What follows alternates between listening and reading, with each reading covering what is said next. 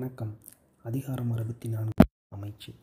இந்த அமைச்சு அப்படிங்கிற அதிகாரத்தில் அமைச்சர்கள், அதாவது அரசனுக்கு கீழ் ஒவ்வொரு துறைகளையும் கவனித்துக் கொள்ளக்கூடிய அந்த அமைச்சர்கள் எவ்வாறு இருக்க வேண்டும், அவர்களது குணநலங்கள் என்ன, அவர்கள் எதை எதை விட்டு விட்டு இருக்க வேண்டும் அப்படின்னு ரொம்ப அழகாக திருவள்ளுவர் அவங்க இந்த அதிகாரம் முழுமையாக இருக்கிற 10 குறள்களில் சொல்லியிருக்காங்க. நம்ம ஒவ்வொரு குறளாக பார்க்கலாம். குறள் எண் 631. கருவியும் காலமும் செய்கையும் செய்யும் அருவினையும் மாண்டது அமைச்சு. இந்த குறள் என்ன சொல்ல வர்றாங்கன்னு பார்க்கலாம். கருவியும்னா, அதாவது ஒரு வினையை செய்ய தேவையான ஒரு பொருள் கருவி. காலமும், அதை செய்ய ஏற்ற காலம்.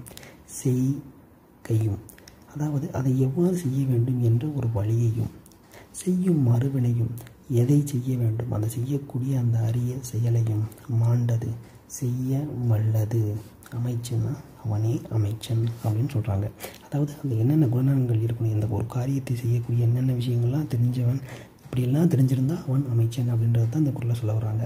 அதாவது நம்ம கிறிஸ்பா என்ன புரிஞ்சுக்கலாம் அப்படின்னா, ஒரு வினையை செய்யக்கூடிய கருவியையும், அதற்கான ஏற்ற காலத்தையும், அதற்கான வழிவகையையும், அதனை எவ்வாறு செய்ய வேண்டும் அந்த அரிய செயலையும் செய்ய வல்லவன் அமைச்சன். அதை தான் இந்த குறளை ரொம்ப அழகாக திருவள்ளுவர் அவங்க சொல்லியிருக்காங்க.